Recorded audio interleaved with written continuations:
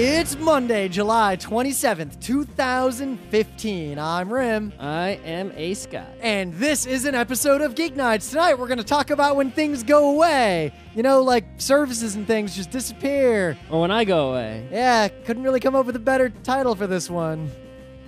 Let's do this.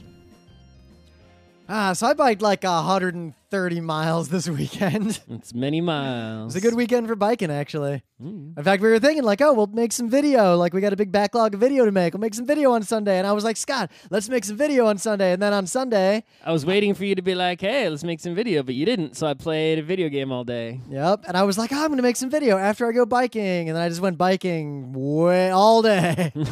I'm biking all day Saturday, but not Sunday. Yep. I biked to Rockaway with Emily. And then we walked around and like stood in the water for a while. Then we biked back up home. And Why did you go in the water? Because we didn't bring our swimsuits because we didn't think we'd swim. But then we got there and we wanted to swim. And then next time we're bringing our swimsuits. Mm. So then the way back wasn't long enough, I guess. So we looped around Prospect Park a bunch and then went home. Mm-hmm. Then we went back out again, like back the way we came to go to some pig roast thing that was down in Williamsburg with some friends. That was cool. Mm. But the pig roast was not as, I could have had more pig. It was Mostly a beer roast with pig. The pig was super good, but I could have eaten more.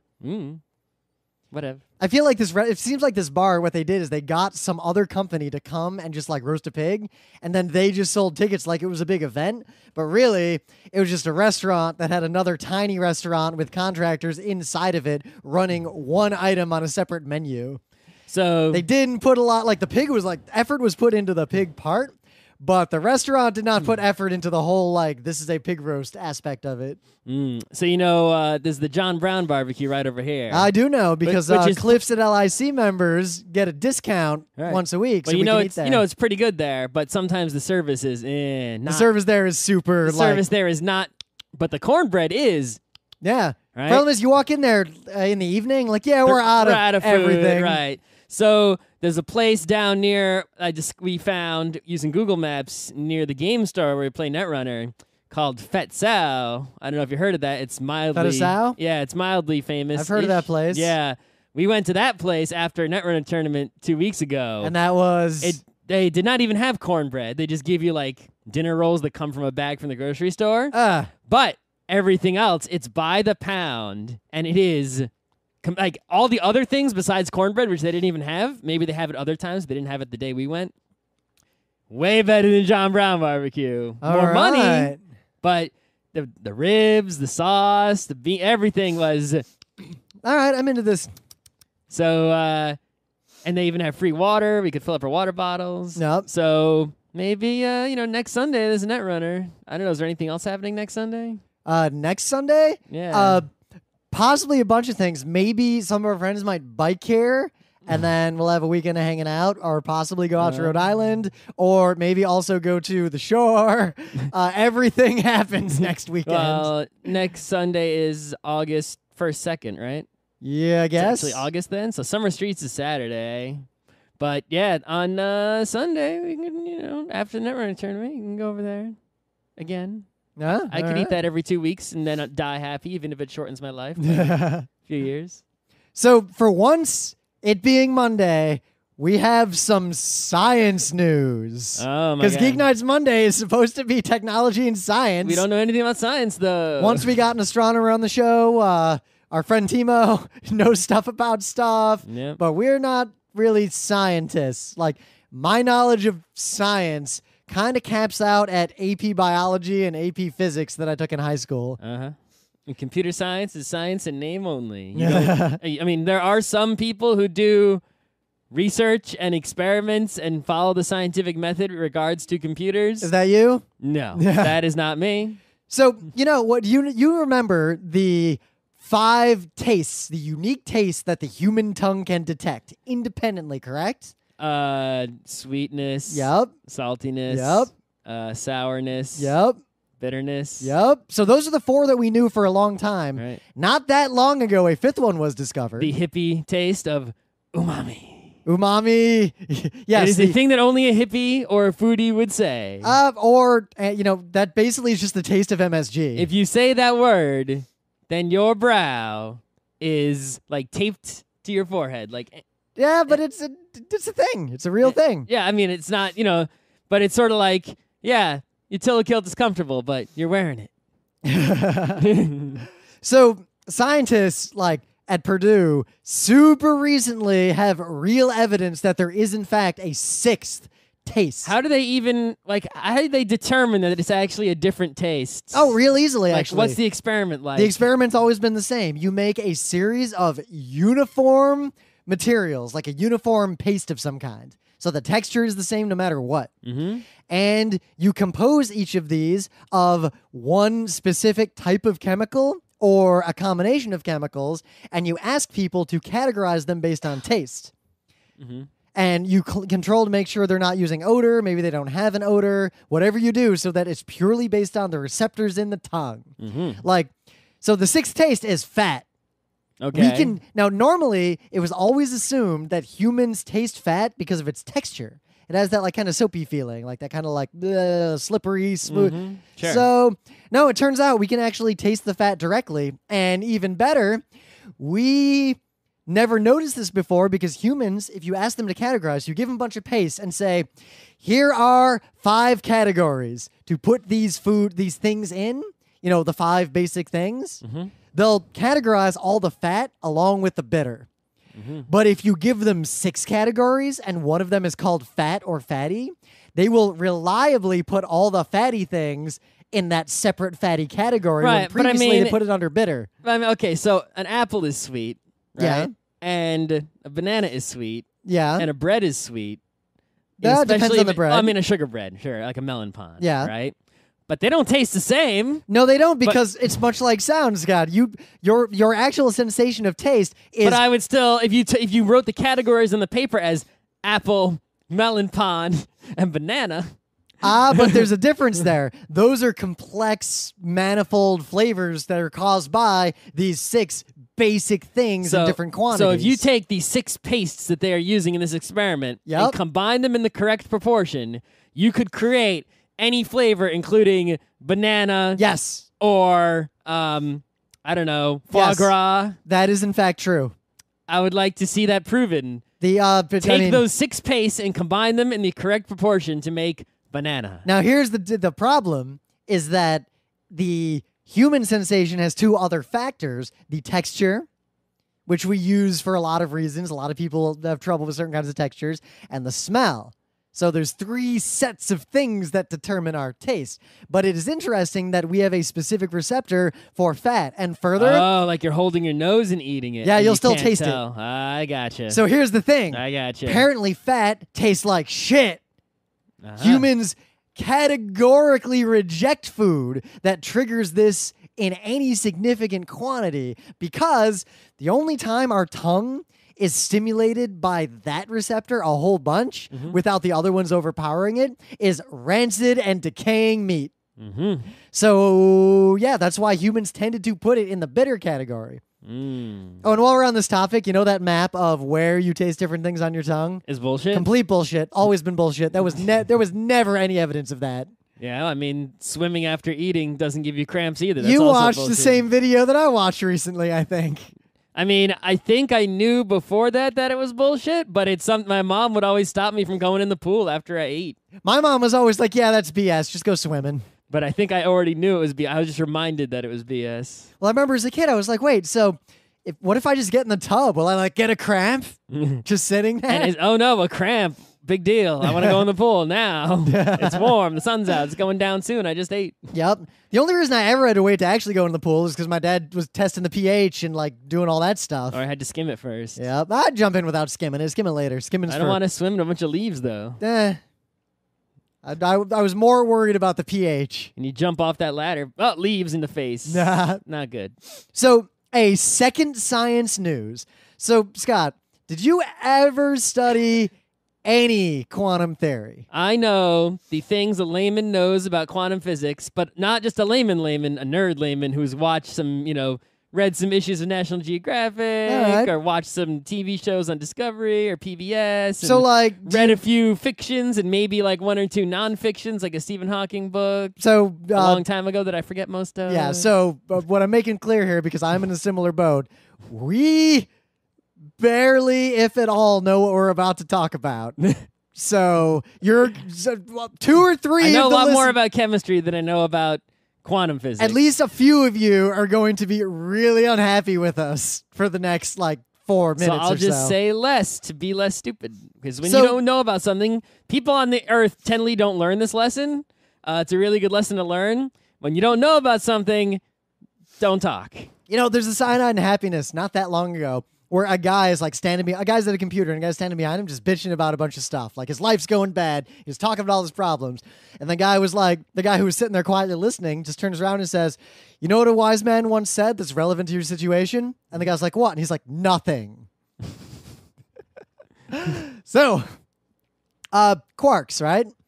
So quarks, as far as we can tell, are basically the fundamental particle. I thought there was something even smaller. What?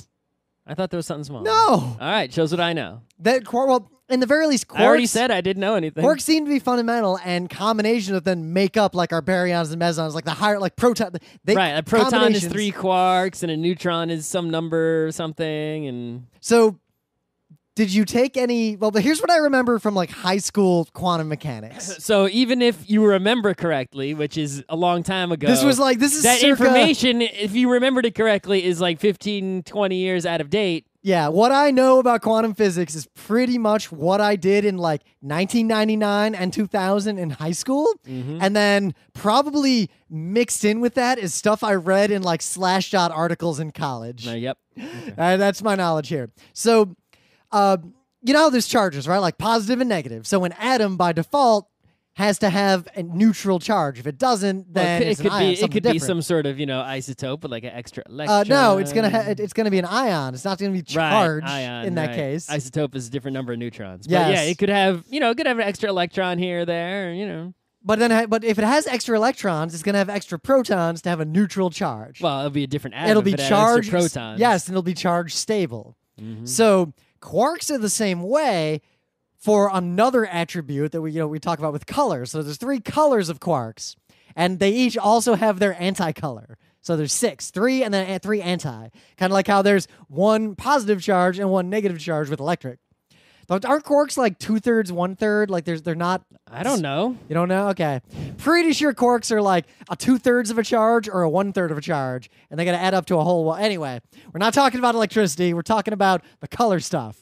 So in the color stuff, to have a stable higher order particle, what I remember learning is that the color has to turn to white. Yep. So either it's white because you have 1 of each quark of either the normal, the quarks, or 1 of each of the antiquarks, so the color will be white. Or have a quark and it's anti-color quark, too. Yep. So I remember when I learned this, they're not actually different colors. It's just a symbol that it's just something that happens. Well, there's no such thing as color, so right. Obviously, it's just a symbology, representation that happens to line up. Yes, but they have this attribute that we call color. So dumb young Rim and pretty much any layman will say, well, what if I had 4 quarks or 6 quarks, but they still add up to white? Couldn't that be a thing? Yes. And it's interesting that in quantum mechanics, the layman well, the rules say this, so what about that? Yeah, totally true. And we just apparently with the LHC, discovered proof of pentaquarks. Yeah, I mean, that's how it works, right? You come up with some rules, and you say, well, these rules explain the things that we are seeing. Wait, but those rules that explain the thing that you are seeing, if those rules are true, then we should also be able to see this thing that we've never seen before. Let's see if we can see that. If we can, then those rules are probably the right rules. And if we can't, those rules are wrong, and we need to come up with a different explanation for the things we already saw that also includes the new thing that we just, saw or didn't see. So we've had these rules that have explained all the things we've seen so far, and those rules suggest we should be able to see this new thing, and we did, which means those rules we came up with are more right than rules we came up with before. So this is super cool because it implies that a whole wing of quantum stuff around weird numbers of quarks, or even just a bunch of gluons together without any quarks in them, which I think, according to this article, we call them glue balls. Nice. Because they're just gluons. Nice. So, yeah, a whole wing of quantum mechanics seems to have a little more evidence. However, that's what you get from reading the summaries. Here's the actual title of the paper with the experiment. I don't even know how to read this. I don't know what the... Observation of Greek J over weird VP resonances. It's a Greek character, isn't it? A phi? Pentacork states that? in... It's a U with a sword through it. A whole bunch of math decays. What is that Greek letter? Observations of exotic structures in mass of... Copy and paste that Greek letter into Google so it'll take Which one? There's a bunch of them. The U with the sword through it. You want that one? Yeah, that's the one I don't know. I love that I can copy paste that stuff. There's psi. Psi, not phi. Psi. Yeah, psi. There you go. So yeah, science news. Psi waves. Psi beam. Okay, so tech news. Today, we're recording this on Monday because of Monday show, but most people listen to Monday shows because we put them out at night. Listen to the morning commute on Tuesday. If you're listening to this on Tuesday, guess what? Today, Tuesday, the Black Tuesday. It's always, I guess it's not actually Black Tuesday. Black Tuesday is the second Tuesday of the month. But anyway, July 28th, Windows 10. I'm actually kind of excited because... Released. If you sign up for the free Windows 10, you can get it. Yep. Apparently, you'll be able to get it even if you didn't sign up, but you might have to wait a little while. Right. So the way we've confirmed that it works, right, is in your little notification area, you sign up, for the update, which I did on all 3 of my Windows computers. And then that computer somehow is going to get the update, right? And then once you've updated, I guess you're going to do an in-place upgrade just from the internet. Which, honestly, in the past, has worked okay-ish. Yeah, okay-ish. I have never in my life been comfortable updating Windows in place on a system I actually use. Well, if you were smart and put Windows in a separate partition or drive based on your computing situation, you are, it has been confirmed, going to be able to create some sort of boot media, like a USB stick or something, and then be able to do a clean install. This has been confirmed. That's why I kept tweeting that, seriously, guys, if you have a Windows 7 computer and Windows is not running on an SSD because it's an old computer, I mean, SSDs are, it's kind of recent that you can buy an SSD that's affordable, that's big enough. Buy an SSD, like a 256 gigabyte one. If your computer has room for it. Yeah, they're way cheap. Upgrade Windows, make the install media, reinstall Windows onto that drive. Your computer will get like twice as fast. Yep. Yeah, I've got an SSD with Windows and program files. So, and I've got a bunch of other hard drives that just have storage, and I have a second SSD that's just for swapping when editing videos and shit. Yeah, I have that plus a few more. Anyway, so I'm going to unplug the storage drives. I know Windows won't fuck with them, but just in case. Then upgrade Windows on just the SSD that has Windows. I can reinstall all the program files. Who cares if I delete those, right? Yep.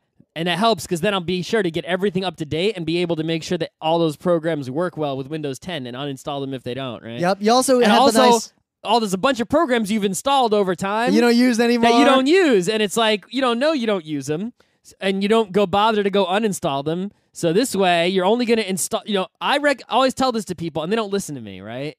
Is they go, and whether it's a phone or their computer, they got like a long list of programs, and they're like, what app should I install? What program should I get? And they just install a whole bunch of shit.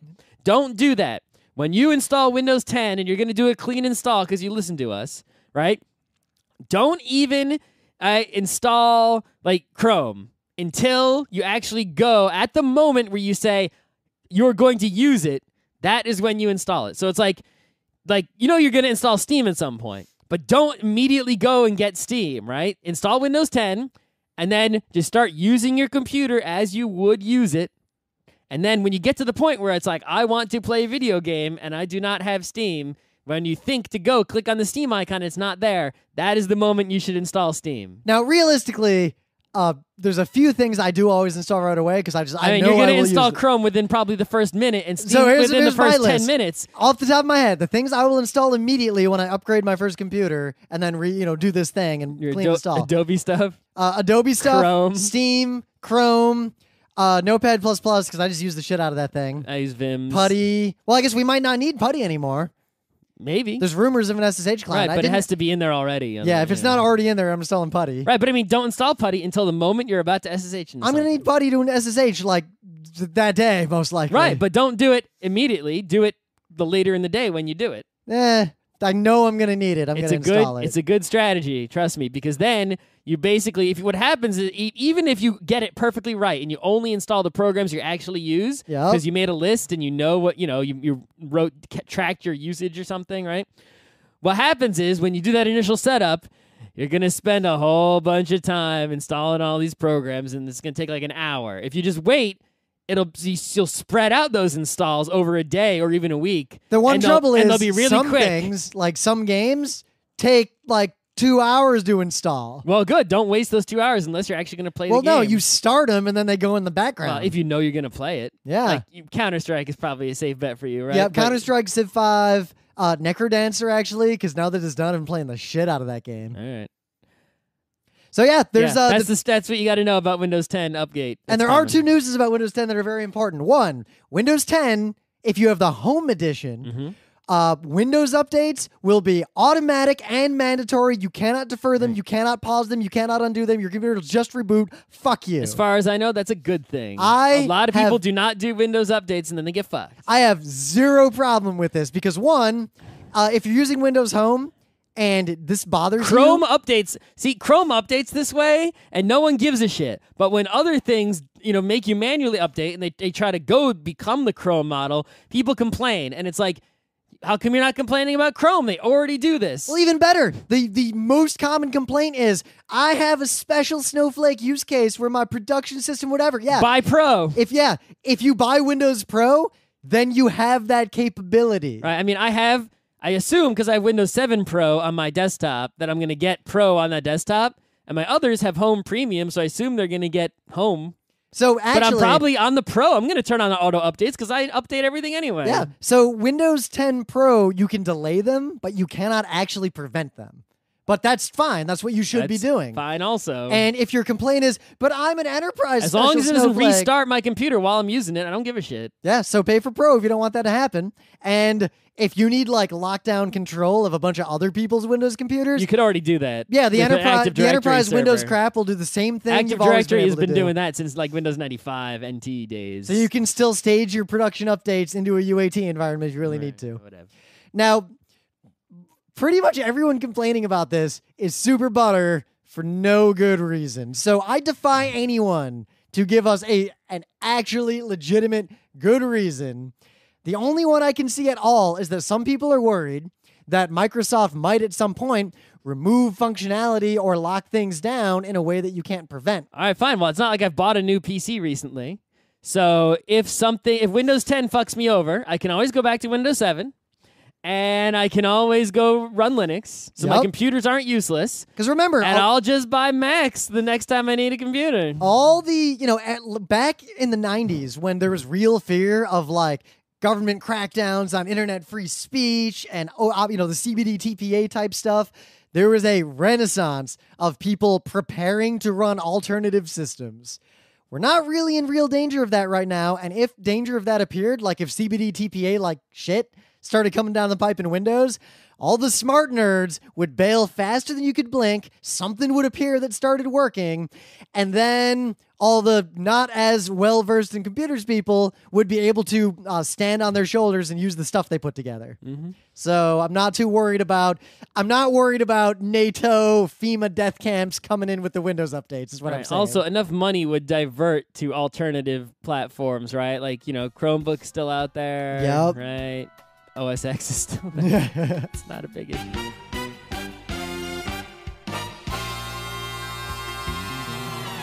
Things of the day. So this is the red wall. And the mice with the swords? Not the mice with the swords. So there's this wall here. And this wall, this is a photo gallery, had just a area that was painted red. And the rest of it wasn't painted. Who did that and why? That was the question. So the red area got covered in graffiti.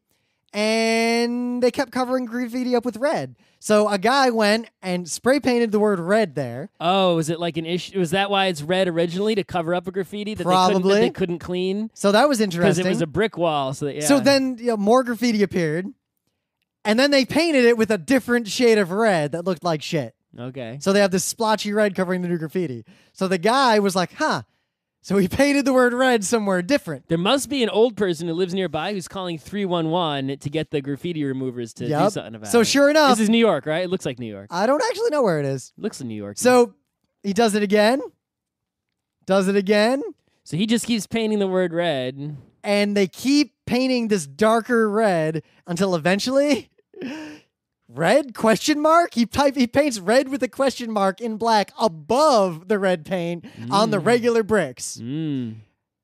So they power washed it. Yeah, instead of spraying. So if it's on the red paint, they painted a different red. If it's not on the red paint, they power wash it. So then he wrote pressure wash on here and paint red to see what they do. And they painted it red. Yep. What about this? Well, so you can, and then the red extended. Whoa, it was too much. Red, you went above the line. So he started painting in other places, and eventually the entire thing gets painted red, and it's done. So this is super funny, and I didn't 100% verify that this happened. How did they not catch this person painting the same place over and over again? You think, aha, the same person is doing graffiti repeatedly in the same plot. Wait, Scott, you're asking that question. Put up one crappy camera, you'll catch them. We know people whose bike, we know a person, a good friend of ours whose bike was stolen in New York, who found her bike on Craigslist like the next day for sale at an address down the street. There is zero doubt it was her bike, and the cops literally gave zero fucks and said, don't worry about it. Don't call us for this shit. So there should be a law that they have to do something, and you can sue them if they don't. Maybe, yeah. So yeah, this is just super entertaining. I mean, you maybe even could sue the cops. You know how many lawsuits the New York Police Department gets that maybe they lose they'll and just settle. pay? Yeah, they pay a lot of money out. Our tax money is paid to a lot of lawsuits against the cops every year.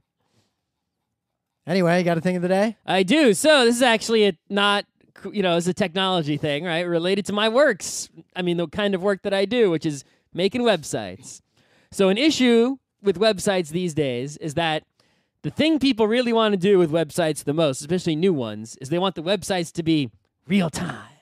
Not real time in the way that, real-time operating system token bus. Right. People who don't know, a real-time program, like serious real-time, is for things that need to happen in software within a real amount of time. For example, the example people always use is the pacemaker. If I'm writing software for a pacemaker, it has to figure out when to beat in time to beat. If it takes 10 minutes to figure out the rate at which it should beat, the person is dead.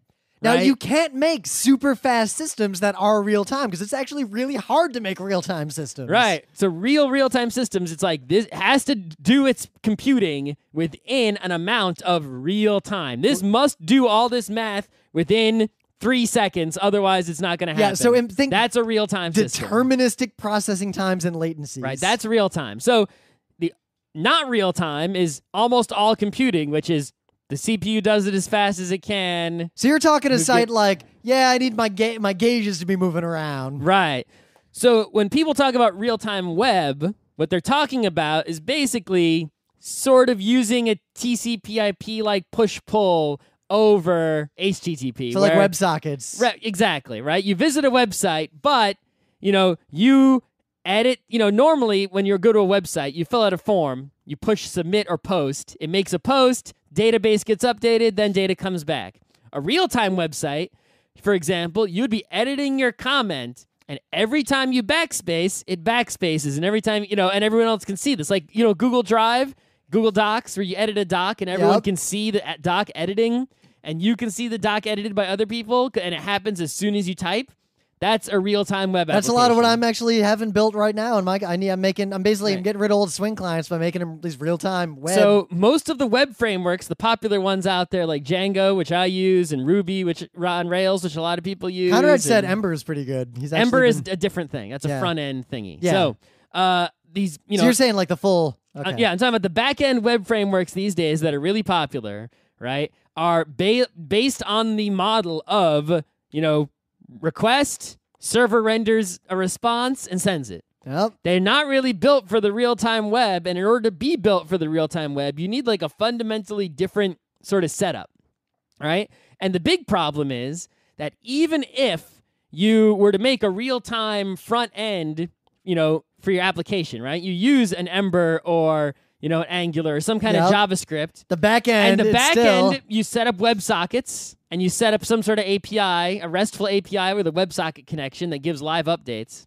Behind that, the database is not really real time. You need some kind of weirdo database. You can't just use a normal relational database because an SQL query, how are you going to know, say, Rim visits the website and he updates the Google Doc and through the WebSocket connection. So Rim's connection to a web server writes to the database. How does my, connection to the WebSocket application know the database got updated? Are all the different, all the web servers communicating with each other sideways? Then how do you scale out these web servers? Does the database call a stored procedure that dumps something on a queue that goes out to other distribution systems? This guy in Python only, right? Pretty much all you use. Oh, this thing. Writing only in Python. I forgot you showed me this video. Right. He sets up using Postgres and Python this exact thing, and his code is right? He basically, every view, every URL in his API is a class that has 4 methods: get, put, post, and WebSocket, right? So it's he uses workzoid and some other things that you might not know about to just establish WebSockets really easily. And then in Postgres, he's just using a normal old Postgres connection, which is just a relational database. It's not right. It's not any of this modern NoSQL nonsense. It's a relational, straight up select star he sets from whatever. Up basically a trigger to say, aha, whenever this table is updated, publish a notification here.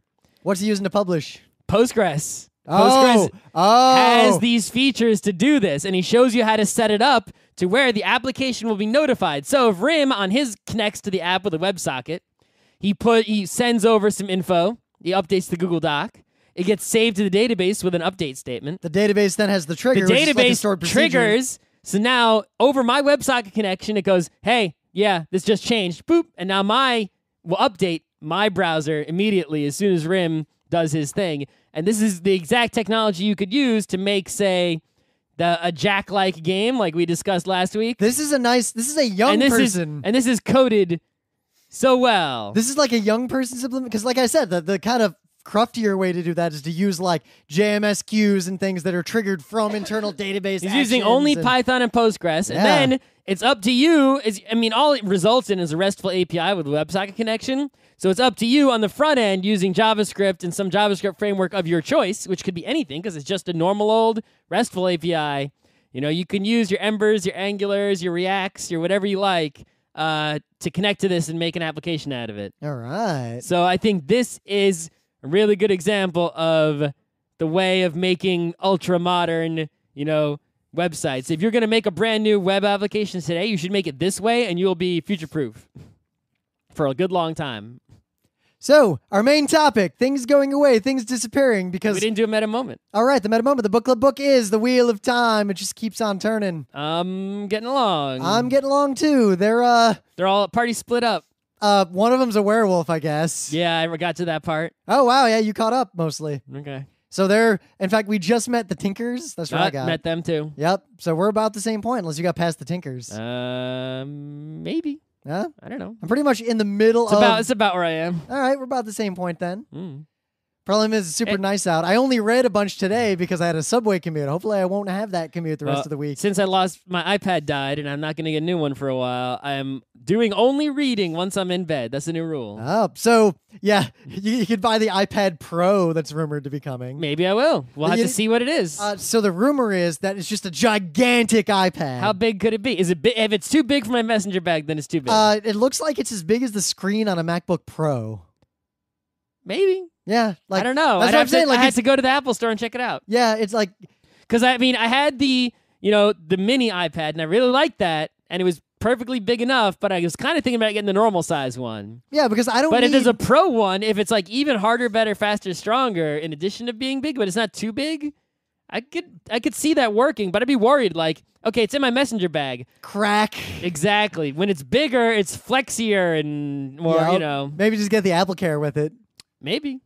The thing is, I need, my How phone. much is it going to cost, too? If it's $2,000, go fuck yourself. Because I don't need like that middle ground of like a phablet or a tiny tablet. Because there's 3 tiers of things: tiny phone, normal size tablet, full laptop for doing real work. Right. Those are my 3 things. I'll probably just get I guess they'll come out with iPad Air 3 probably and Mini 4. Yeah, whatever they come out with, I'll probably just get one. We'll have to see what the deal is. Good for airplanes. Good for playing XCOM. Even though there's coming rules that good for Hiroshima Hex. So if you're traveling and you want to bring your laptop to like use at the destination for like real work, and you also want to bring your iPad, there's a good chance that the rules are going to change and you cannot check laptops. Period. You have to bring them in carry-on. All right. So you'll have to bring your laptop and your tablet through security. You can't check one of them. All right. That's very likely to happen. I don't check any electronics anyway because I don't trust that shit. I check most of my electronics. TSA will steal it. It won't be there when you get there. That's never happened to me. And I'll check like wires and chargers and that sort of stuff. I check the Marances. I check my cameras.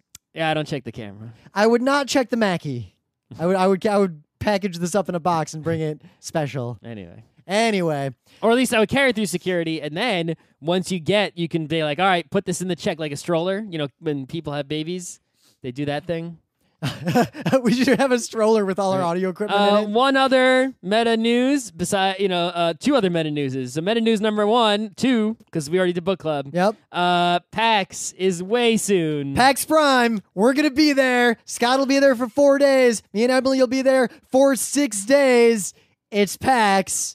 The PAX, the convention that puts all of the conventions behind it. The PAX. Yep, and it's interesting because across the board, based on a couple conventions that I noticed this happen, and then I started asking around, and it's a pretty, not worrying, but interesting trend. A lot of fan conventions in 2015 had significantly lower attendance. But not PAX. PAX sells out, boom, every time. Yep, PAX sold out PAX even on faster. the rise, other cons going down. What does that tell you? So, we're going to be there. Far Future of Gaming on Sunday and Sports Are Games. Very topical now. I'm going to start working on that right now. You start working on that. I'll start working on the Far Future one in earnest. You just a bunch of questions for that one. Yep. Well, no, what I need to do, because what I wanted to do at MagFest, but we ended up not doing for various reasons, is if we're talking about like 30 years in the future, 40 years in the future, I want to have a slide for each one of these things that's like, here's the state of this thing 30 years ago. So you can see like, wow, we came from that to today in that span of time. What's that distance into the future of stuff? Anyway, so the final meta moment is that we have a lot of things on the internet. I mean, if you already listened to this podcast, you probably found us on the internet in a bunch of places, but you're pro mode already. Most people find our other things and never find this. But we're in the internet in all the places. I saw a bunch of we've received a more Facebook likes in this week than really. We got like 4 or 5 likes on Facebook in this week, which is usually as many as you get in a month. So you should find us. There is a place on the internet. We even have a Reddit that's unused. Yeah, there's the last Geeknights subreddit. The last post was me saying, "Wow, we have a Reddit." Yeah, I didn't even know Scott made this. We have a subreddit. We've got Google Plus. We got Facebook. We 2 got YouTube Twitter, channels we got that YouTube are channels. packed with content. We got so much places on the internet that have our stuff on them. You should go and make sure whichever place on the internet that you use. We got a Tumblr Rim Stop doing and everything. I'm going to start it up again, actually, because I'm going to put some content out soon that... We got a newsletter that I haven't written in months that I haven't forgotten about. In fact, I'm going to make sure I don't shit talk on this. What I'm putting together is, we run the panels and workshops department at Kineticon, which happened, a couple weeks ago and was super awesome. It was the best year for panels pretty much ever. And we have all the data on the exact number of people who went to every panel and a whole Almost all the panels. Yeah. We missed a few. So I was actually able to backfill in we only missed like 7 because people didn't fill them out. And by asking around, people remembered enough to where I have reasonable estimates to fill in those few holes. There's 2 panels I have no idea how many people went to. I'm thinking about emailing the panelists and trying to ask them without them being like, 108, whatever the size of the room was. 6,000. But I'm going to publish that data to a depth that I have never published it before and take that every other con who doesn't do anything with that data, if they even collect it. It'll be of great interest to very few people. Yep. But yeah, go and follow us on all the internet places that you use, whatever you like, and maybe also share. Yeah, I don't want to tell people to share, but I mean, You can share our stuff because, especially, if we did something that you like, doesn't hurt to share. Post in the Reddit or whatever. I mean, I share all your shit except when you tell me to. So this is why I usually don't tell you to. But apparently, telling people to do this works, I guess. Yeah. Except guys, on me, I'm the opposite. I'll put it this way: the more you share our shit around and like tell conventions and things, like, oh, get these guys, the more we'll actually do. Like, we only do the stuff that we kind of feel like. It's like when someone says, please rate and subscribe, I'm like, go fuck yourself. But so I don't like to do that. But apparently, those are the people who get the most rates and subscribes. If you want another 1,000 episodes of Geeknights over 10 years. It'll just happen. It will just happen. But like a lot of you have been bothering me. Send me money to pay so I don't die. A lot of you have been bothering me about the next Geeknights Presents Utena. And those will come out a lot faster if you guys make us more popular. That's true. Like, faster than you think they'll come out. I'm motivated primarily by vainglory. I am motivated by not the things Rim is motivated by. What are you motivated by in terms of Geeknights? I'm here in my order. Number 1. Habit? 1, vainglory. Okay, vainglory. Wanting to eventually make money off of this and not do a normal job. Boredom, ennui, and habit. Yeah, habit's a big part, I got to admit. Habit and ennui. If you want us to be motivated by another factor and do more content, it would take a lot of money. I'm not unmotivated by money, but it takes a very large amount of money. $380,000 a year. We will make Geeknights content 40 hours a week forever. I would do nothing but make Geeknights. Yeah, I'd be making, but a lot of the content would be, here's my bike to the beach. Sure. Here's my, but we'd make it. Sure.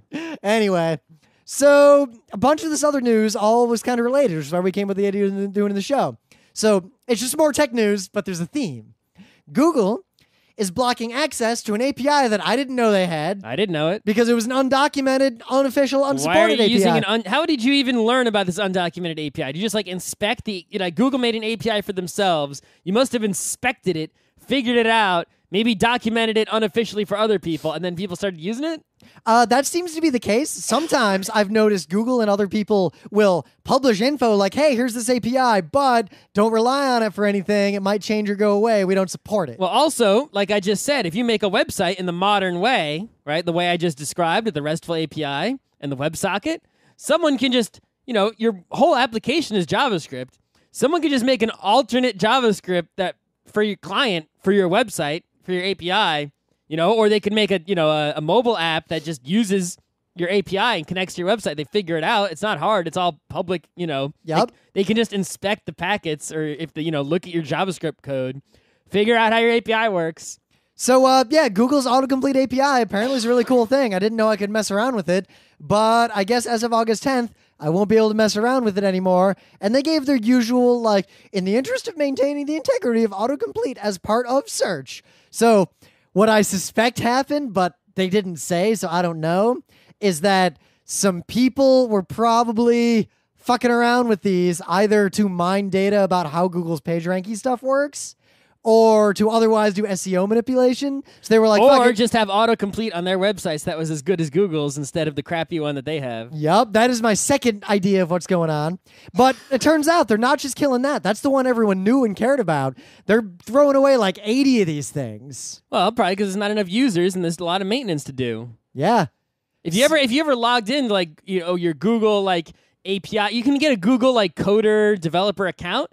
And you get this control panel of APIs. I'm looking at it right here. Look at all these APIs. Right, there's a control panel. Google App Engine Admin API, version 1 beta 4. Right, there's Google Civic Information API. Right, so you basically enable these individually on your account because they all have their own terms of service agreements for each one, and then you can get documentation and start using any one of these or all of them. And there's a lot of them, and I'm surprised how many there are. Think about how many employees at Google are there for each one of these things. So if one of them is not being used or isn't important or isn't in this control panel, you probably shouldn't be using it.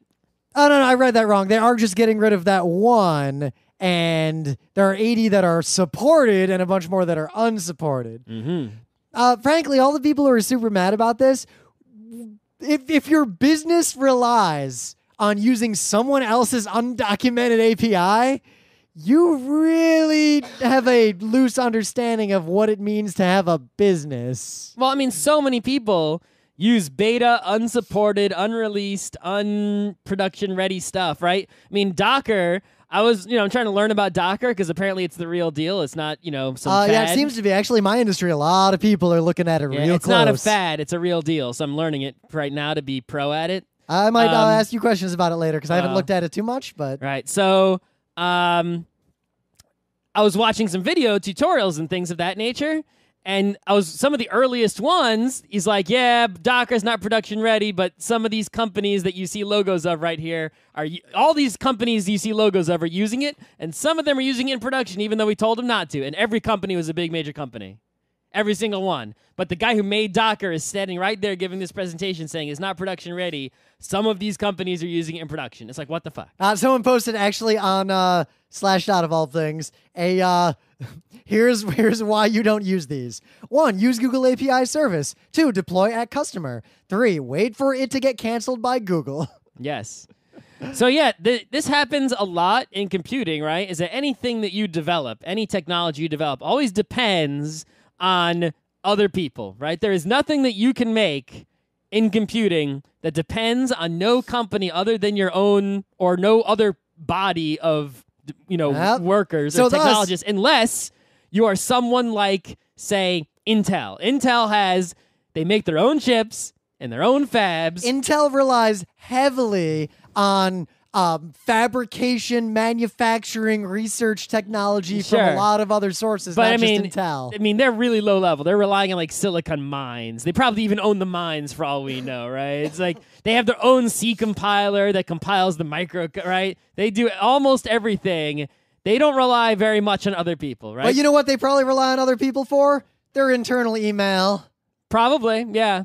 Like but their I'm talking source about code repositories. talking about their core product, right? But that's what I'm saying. A lot of people, if your company just is taking a bunch of other people's services and linking them together, then you can be displaced by anyone.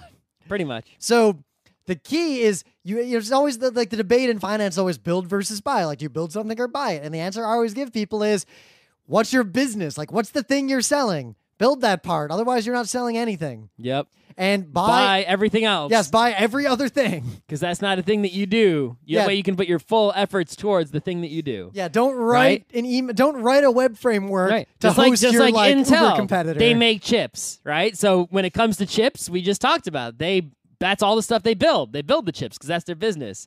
But their email, they don't have some. I hope they don't have some version of Exchange that they made. I hope they're just using Exchange or Gmail or SendMail or something. Yep. I mean, we're professionals. Even we, back when we had unlimited free time, spent a couple months making squirrel mail work with our own mail server, and then we were just like, fuck this. That's when Gmail wouldn't work with your domain. Yep. Anyway. Those were bad old days. So yeah, this happens so often in the world of computing, where something you use or something you rely on that is made by someone else is end of life, canceled, deprecated, just immediately turned off for whatever reason, right? And there's so many different scenarios that you have to deal with, but you also, many times, you just have to expect it in advance, right? Yep. Well, not even if you don't expect it, at least anticipate it, and they are kind of different things. Like, for example, the U.S. military, right? Mm-hmm. We have a plan for what if Canada invades and Mexico nukes Texas. Like, what would we do? we have these plans for every ridiculous. Those are ridiculous. Yeah, but you don't need ridiculous plans. No, but I'm saying they have people whose job it is to take a weird scenario and just as an exercise examine. Like, all right, what would we do? And obviously, like, the low-ranking dude or the intern is working on the Mexico nukes us plan, but. Mm-hmm. The smart people who actually matter are looking at the what if Russia for real invades the rest of Ukraine? Like, we have a plan that we'll just enact. Yep. If you're a company or just a hobbyist, you should at least have an idea, even if you don't come up with a plan, at least have a list somewhere that says, here are the things that if they change or go away could fuck us. So at least you got it in the back of your head. Right, so here's some basic strategies, right, for dealing with these sorts of situations, right? So the first situation you have to worry about is the end-of-lifing situation, which is where they're moving on from one thing to another thing has become the hot new deal. Like Java 7 is end of life. They're not supporting the old one. So, for example, Windows XP, right? You can still use Windows XP, but Microsoft isn't putting patches out anymore for it. You can't call them up and get tech support for it. It's dead. But you can still run it if you want. So if your application only runs on Windows XP, you're kind of hosed. So you know what it's like? It's like buying a used car. Like you can't, like you get to the point where you're not going to get any more warranty support. You're on your own, but it'll keep working forever. Right. So in these situations, right, there's a few things you can do. Number one, you could figure out if it's possible that you could just keep it going on your own, right? If you got a Windows XP machine in a pretty secure, isolated environment, and it's really stable, and you know that, no one can be attacking it, and it isn't really security threats or anything, and it works with the application as it is, you can just leave it there, the same way you can leave your COBOL mainframe running. You will still have a long-term problem of eventually computer hardware that it'll run on might not exist. That is true. Like, you really expect Windows 1 to run on a model? Right, like, you might not be able to, if this RAM in that computer dies and it's, say, PC 100 RAM or something, you might not be able to get a PC 100 RAM So you know how you chip. mitigate that? You stock up on that shit now, and you have a little mini warehouse of your own that, to keep going another 50 years. Sure thing. Like, that's for real. I was at IBM. People do that. We had old hardware like that. So you know what we did? We had like 50 or 60 of this one kind of machine just in a warehouse. So that's enough. If we have not, I don't work there anymore. Even if all of those don't work, you can put together working ones. And you know what? By the time if CPU from one, RAM from another. If that drive old from another system hasn't been replaced by the time all that hardware is gone, well, you know what? It's time. Right. The other thing you can do is when things are end of life, they tell you in advance. People knew Windows XP was dying for a long time. They announce when things are going to die so far in advance. Yeah, Oracle has already talked about when Java 8's going to be end of life and when Java 9, they talk about this stuff. So you should be knowing that and being prepared for it when it happens and keeping your shit up to date. You've got a lot. Windows 7 was out, I think, when Windows XP died. You should have been moving your shit to the other platform by then. Yep. You have time. Deal with it. Okay, so the other problem is the sudden death, the worrisome one, which is like, you were using this. Let's say you're using a documented Google API, and Google just like, we're turning off YouTube. Yep. No, so imagine if Google just shut down Gmail. That's a better example. Sure. Because Gmail is the core, a lot of big companies use Google platform for mail. Right. Obviously, this is unlikely to happen, but if it could just say Gmail's off, the end. Now, the way I look at it, for huge things like that, my risk-reward assessment of that risk itself is, that was a weird way to phrase that, if I'm fucked by it, people way bigger than me are fucked so much more that no one will even notice my problems. Right, so you don't have to worry too much about that, but let's say you use some other email provider that's smaller, your ISP's email. Also unlikely to go, but maybe it does. Maybe your ISP's like, we're not providing email anymore, right? Yeah. So in either case, it's really easy to just back up your stuff in more than one place. Anything that's on, remember, the easiest thing to do to explain the cloud to other people and yourself is take any sentence where you say the cloud. My email is stored in the cloud. Replace the cloud with someone else's computer. My email is stored in someone else's computer. Which means, oh shit, it's on someone else's computer. I better have a copy of it also on my computer. Download your email archive once in a while. You can do it pretty easily. It's not a big deal. What I'm kind of thinking about doing, you never know. I gotta have a partner to do it with, because I'm gonna have when I upgrade computers in September, 2 pretty powerful computers that are pretty rock solid. Mm-hmm. So I'm thinking about, Drobos, like DASs and devices can kind of do this. You can have 2, and if they have the same size, you can tell them to be basically master mirror to each other. So Scott and I could each buy a DAS or a NAS. I have a NAS. Yes. Use that, but if we had the same one and we set up some software, they would replicate to each other. It's not necessary. No, but I'm saying you could do something like that. I'm thinking about setting that up with 2 computers just filled with a shit ton of cheapo spinning disks. Do whatever you want. And DRBD A mode. Sure, whatever you want. C mode, I forget which one's the asynchronous. Anyway.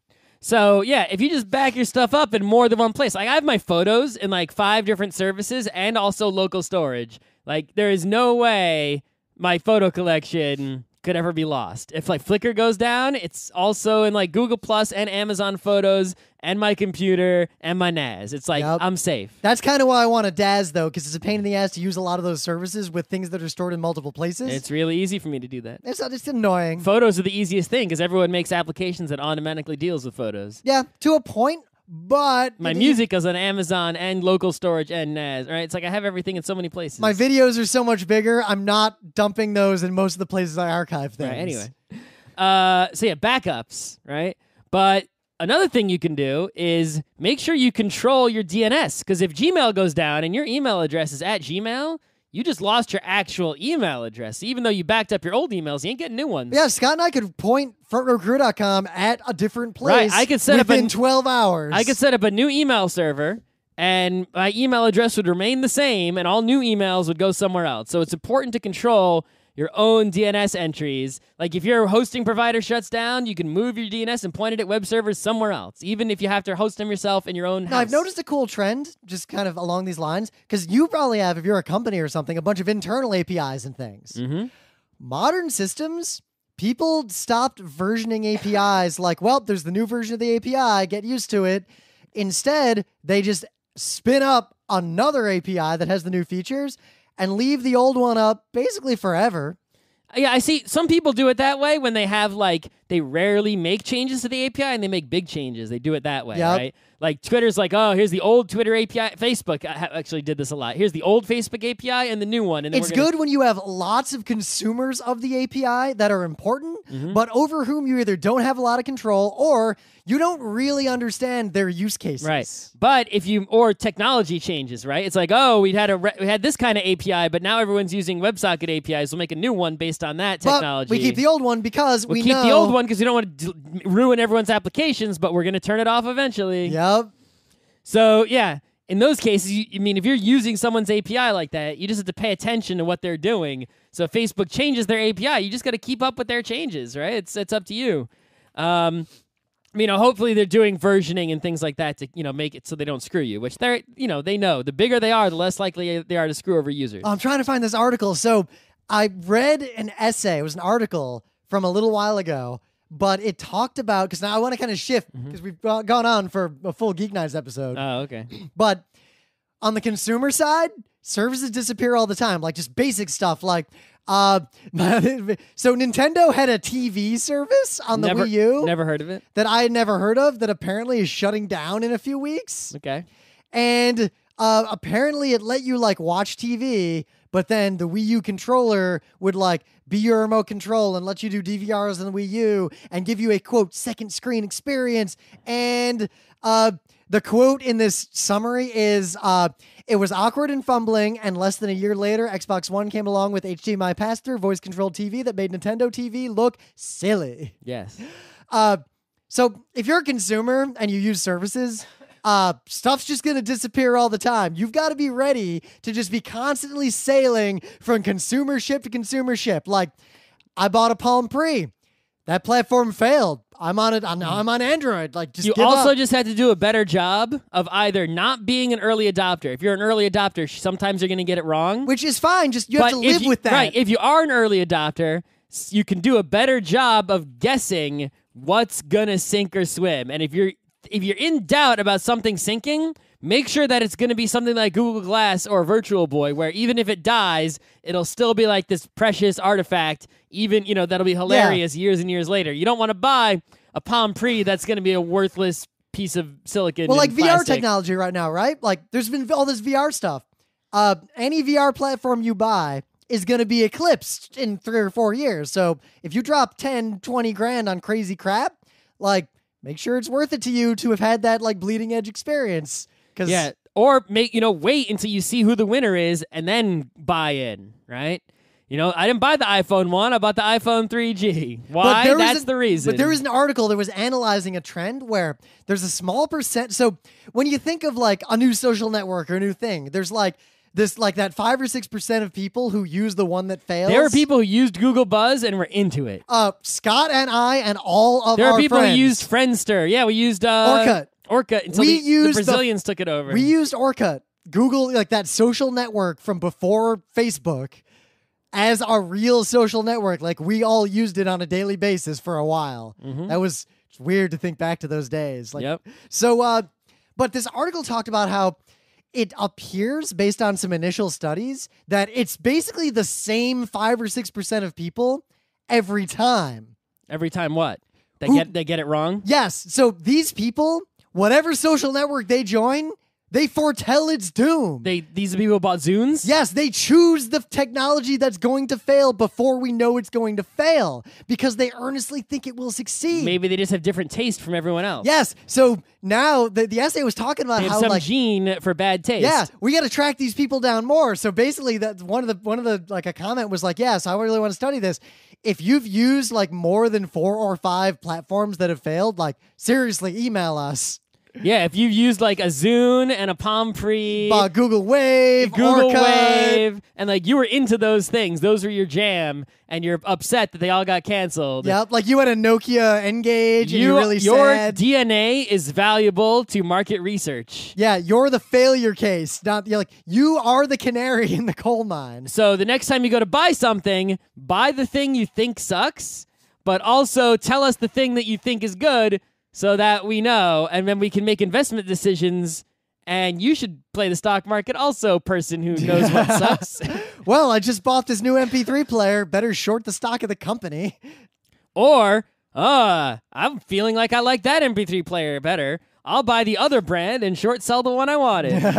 That's what you should do. So I suspect part of it is that those people have niche use cases, because those niche use case people also tend to be split 50-50 in my experience and anecdotal opinion between people who are super pro and have a very specific need that's weird and people who are just dumb and care about stupid think it's also things. sort of a slippery slope, right? You buy one thing that sucks, and that sort of fills gaps in your needs.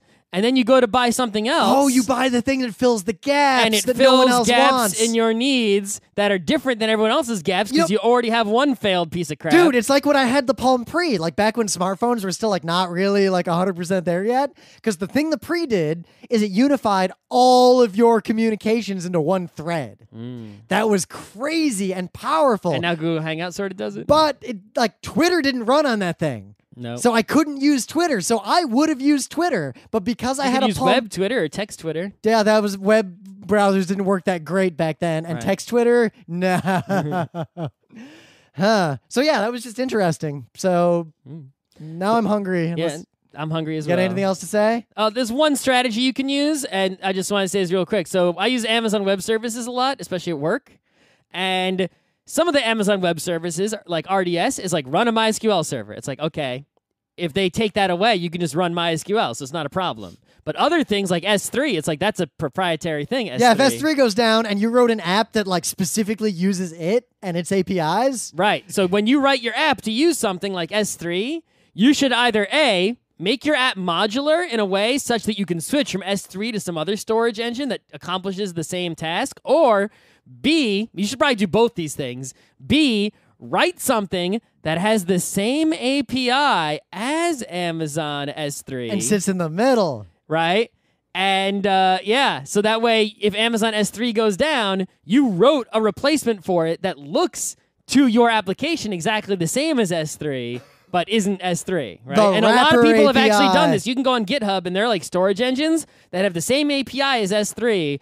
I've done this. So like databases, right? Say you integrate your system, use like an embedded database for shit. So yeah, make it modular to where, you could stick Postgres or Oracle or like Sybase. Yeah, there are a lot of things out there that just you can use the MySQL client to connect and talk to them, even though they aren't MySQL.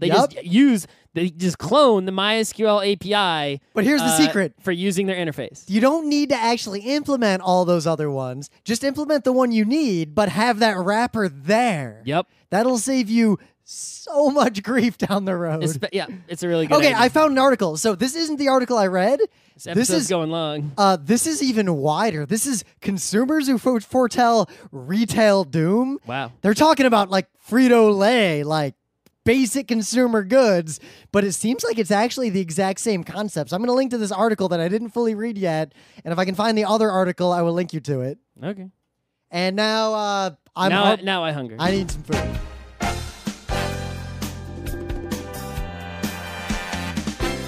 This has been Geek Nights with Rim and Scott. Special thanks to DJ Pretzel for the opening music, Kat Lee for web design, and Brando K for the logos. Be sure to visit our website at frontrowcrew.com for show notes, discussion, news, and more. Remember, Geek Nights is not one, but 4 different shows. Sci-Tech Mondays, Gaming Tuesdays, Anime Comic Wednesdays, and Indiscriminate Thursdays. Geek Nights is distributed under a Creative Commons Attribution 3.0 license. Geek Nights is recorded live with no studio and no audience. But unlike those other late shows, it's actually recorded at night.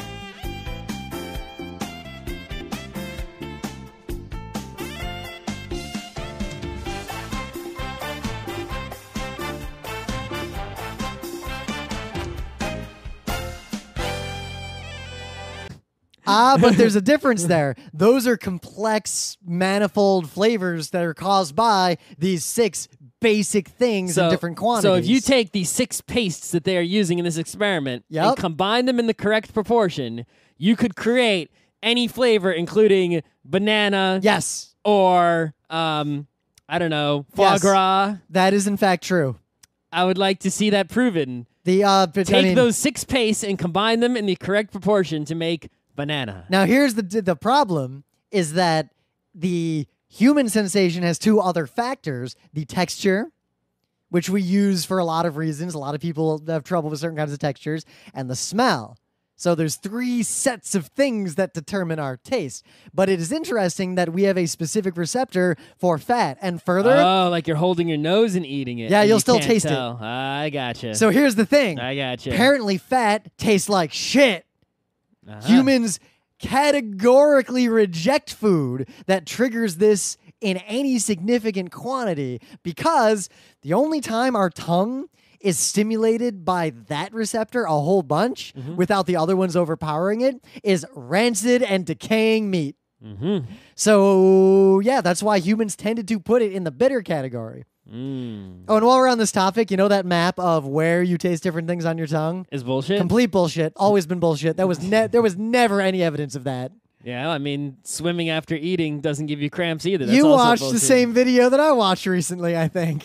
I mean, I think I knew before that it was bullshit, but it's something my mom would always stop me from going in the pool after I ate. My mom was always like, yeah, that's BS. Just go swimming. But I think I already knew it was BS. I was just real evidence that there is, in fact, a 6th taste. How do they even, how do they determine that it's actually a different taste? Oh, real easily, actually. What's the experiment like? The experiment's always been the same. You make a series of uniform materials, like a uniform paste of some kind. So the texture is the same no matter what.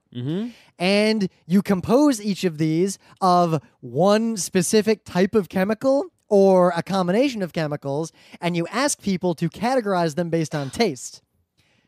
And you control to make sure they're not using odor, maybe they don't have an odor, whatever you do, so that it's purely based on the receptors in the tongue. So the 6th taste is fat.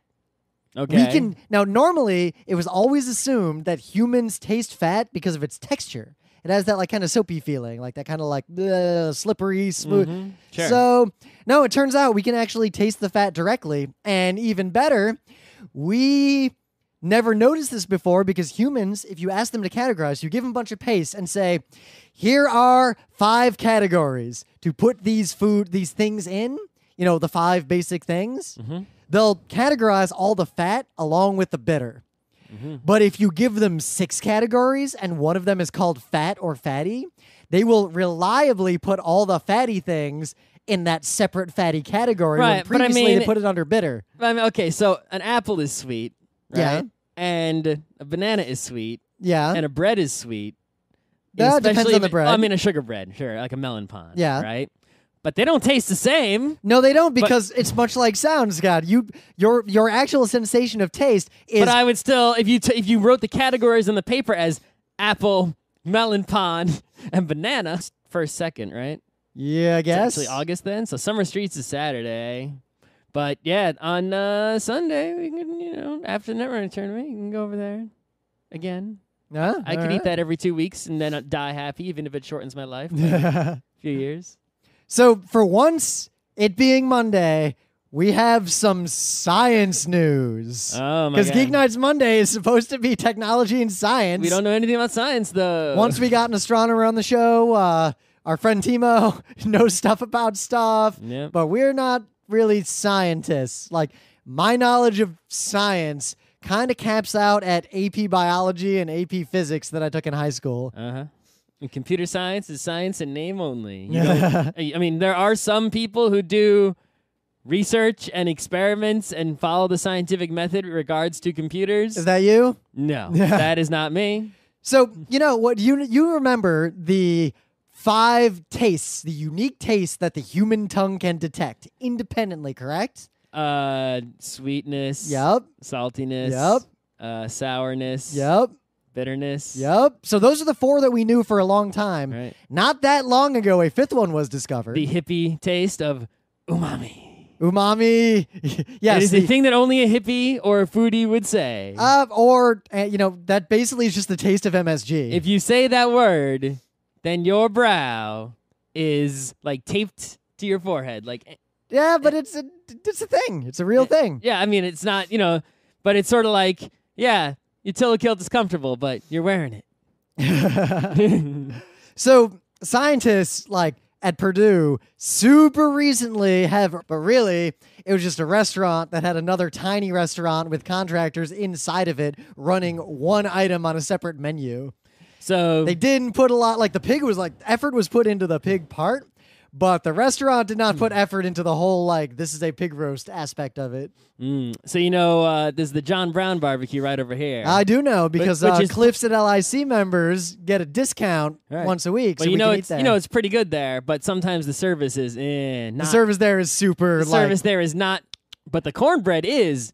Yeah. Right? Problem is, you walk in there in the evening, we're out of food, everything. Right. So there's a place down near we found using Google Maps near the game store where we play Netrunner called Fet Sao. I don't know if you heard of that. It's mildly Sao? Yeah, it's mildly famous. I've heard of that place. Yeah. We went to that place after a Netrunner tournament 2 weeks ago. And that was they did not even have cornbread. They just give you dinner rolls that come from a bag from the grocery store. But everything else, it's by the pound, and it is all the other things besides cornbread, which they didn't even have. Maybe they have it other times, but they didn't have it the day we went. Way better than John Brown barbecue. More money, but the ribs, the sauce, the bean, everything was. All right, I'm into this.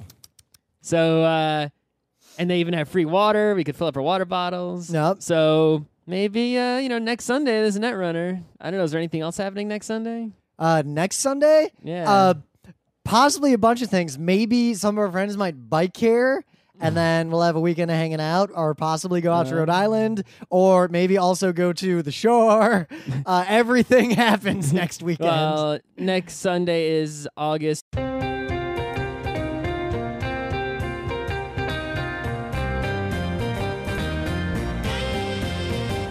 It's Monday, July 27th, 2015. I'm Rim. I am A. Scott. And this is an episode of Geeknights. Tonight we're going to talk about when things go away.